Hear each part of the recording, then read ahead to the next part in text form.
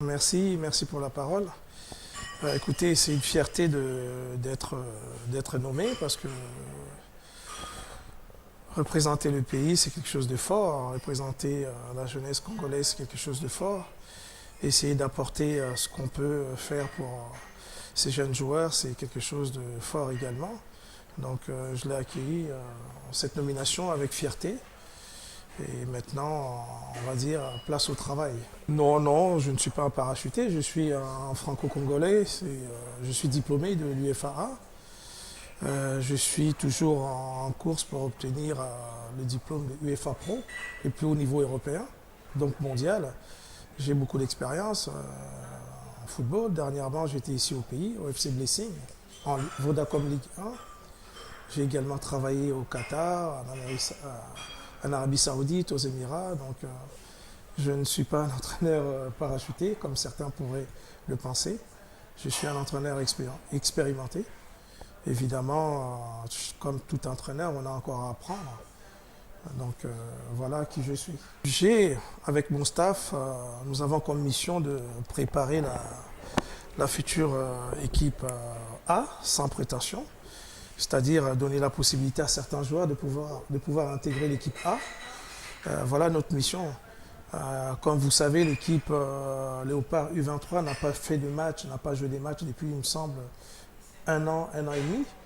Donc c'est remettre en route cette équipe pour préparer l'avenir de ces jeunes-là, quoi. Donc voilà notre mission. Donc préparer la relève pour certains d'entre eux, d'intégrer l'équipe A, et pour d'autres, les permettre d'avoir des matchs de haut niveau, parce que comme dans chaque pays, dans tout pays, la jeunesse, c'est l'avenir. Donc ces jeunes-là ont besoin d'avoir des matchs de haut niveau pour pouvoir espérer jouer en équipe A. Écoutez, je vais vous surprendre parce que la plupart des entraîneurs qui ont été nommés comme moi, je les connais bien. Je connais très bien le coach Stopira, je connais très bien Alex, qui est le préparateur physique de Mazembe, qui est un ami on a un ami commun qui est dans le football ici également. Donc naturellement, l'osmose a pris assez vite, parce que bon, quand on se connaît, c'est toujours mieux. Mais bon, j'ai trouvé dans l'ensemble des gens assez professionnels, envie de servir le pays. Donc à ce niveau-là, il n'y a pas de problème. Je dirais tout va bien. Non, ça c'est des bruits, je dément formellement.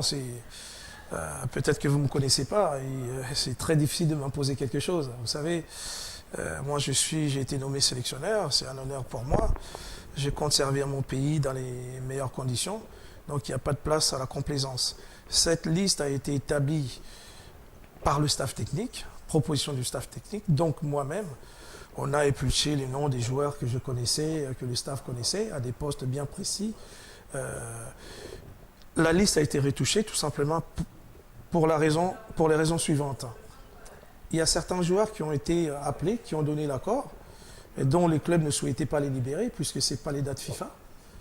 Ensuite, il y a des joueurs qui ont été blessés, je pense à ceux qui sont aux États-Unis. Il y a Makangi là, qui est blessé. L'autre en attente de sa carte de séjour américaine, donc il ne pouvait pas quitter le pays. Donc voilà, pour ces raisons-là, il y a beaucoup de joueurs qui n'ont pas pu répondre à notre demande. Ensuite, il y a eu des contraintes budgétaires, parce que le pays n'a pas que le football à gérer. On nous a demandé d'établir une liste de 25 au lieu de 30. Naturellement, quand vous passez de 25 à 30, il y a des joueurs qui ne sont pas repris dans la liste. Et ensuite, nous avons mis une liste de réservistes, parce qu'il y a des joueurs qui n'ont pas de passeport. Le temps de faire des passeports, voilà, donc on a anticipé au cas où certains joueurs ne donneraient pas satisfaction sur le plan administratif. Donc cette liste de réservistes est faite pour pallier aux absences, ce qui est normal, ce qui se fait partout. Mais de là à dire que cette liste a été imposée par les dirigeants ou par une tierce personne, c'est pas possible. Il y a des joueurs, il y a Ifaso qui vient du Maroc, son club a accepté de le libérer, même si ce n'est pas une date FIFA. Il y a Tuissi là, qui vient de la Tanzanie, qui qui va nous rejoindre prochainement, puisqu'il a joué hier. Il y a un joueur qui est dans notre liste, qui a commencé la préparation avec nous et qui est en phase peut-être de signer dans un club étranger, donc il est parti pour signer son contrat.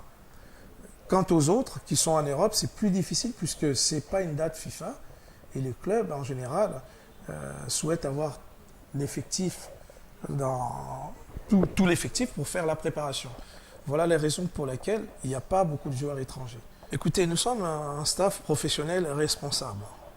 Je peux très bien comprendre qu'il y ait des gens par-ci, par-là, ci et là, qui pensent qu'on prendrait volontairement des jeux. Ça, c'est pas vrai. Nous avons un système maintenant qui est FIFA Connect, où vous pouvez vérifier l'âge des joueurs. Donc, nous, on prend les joueurs à partir de cet élément-là. Évidemment, nous ne sommes pas la police pour aller enquêter dans leur famille, chez les voisins, pour savoir s'il a réellement 23 ans ou plus. Hein? Nous, ce n'est pas notre travail. Si on a des doutes sérieux sur un joueur qui serait au-delà, évidemment, on ne va pas le prendre. Mais on se base essentiellement sur FIFA Connect. Si un joueur sur FIFA Connect a 20 ans, que voulez-vous que le sélectionneur fasse? Je ne peux pas spéculer, aller dire qu'il n'a pas 20 ans, non. Ça, ce n'est pas le travail du sélectionneur. Nous avons un secrétariat qui s'occupe de toutes ces affaires administratives. Donc, nous essayons de faire du mieux possible pour pas qu'on tombe dans les, on va dire, dans les erreurs du passé. Je comprends le souci des personnes qui nous aiment, mais encore une fois, on fait en sorte que qu'on puisse prendre les joueurs qui sont réellement dans la tranche d'âge qui nous intéresse. Il faut aussi que le grand public comprenne, c'est une sélection des U23. Ce tournoi nous donne la possibilité d'avoir 3 joueurs qui ont plus de 23 ans. Donc il y a certains joueurs qui auront plus de 23 ans. Ce n'est pas la totalité des joueurs, 3 joueurs. S'il y a des joueurs qui ont 24, 25, 26 ans, on peut les faire jouer. Donc, 3 joueurs. Donc, pour moi, il n'y a pas matière à débattre. Le tournoi, initialement, était prévu pour le 3, me semble-t-il, du 3 au 17 juillet. Et ça, ce n'est pas la faute de la FECOFA, c'est l'organisateur du tournoi, suite à la demande de 2 pays qui souhaitaient, notamment le Soudan du Sud, qui a été bloqué à Doha, suite à une quarantaine, et ils ont accepté cette demande qui n'a pas été faite par la FECOFA, de repousser ce tournoi de 2 semaines. Donc ce tournoi qui devait débuter initialement au 3 juillet, démarrera du 17 juillet au 3 août. Voilà la raison pour laquelle notre préparation est adaptée par rapport à cette date. Voilà, ce n'est pas une question de retard, ce n'est pas une question qu'on n'est pas prêt, tout simplement parce qu'on ne peut pas faire une préparation d'1 mois alors que le tournoi démarre le 17. Bien, je sais que le Congo, nous, peuple congolais, on aime le football, on aime les U23, parce qu'ils sont des jeunes joueurs en devenir. D'être derrière nous, nous soutenir, nous faire confiance, nous travaillons, nous donnons ce que nous pouvons donner pour le maximum, pour donner de la joie à nos frères et sœurs.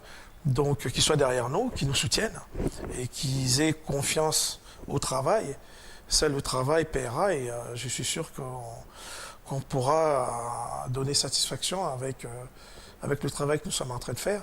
Encore une fois, qu'ils soient derrière nous et qu'ils nous supportent, qu'ils aient confiance, parce que cette confiance, les joueurs la ressentent et c'est nécessaire pour pouvoir faire un grand tournoi. Voilà.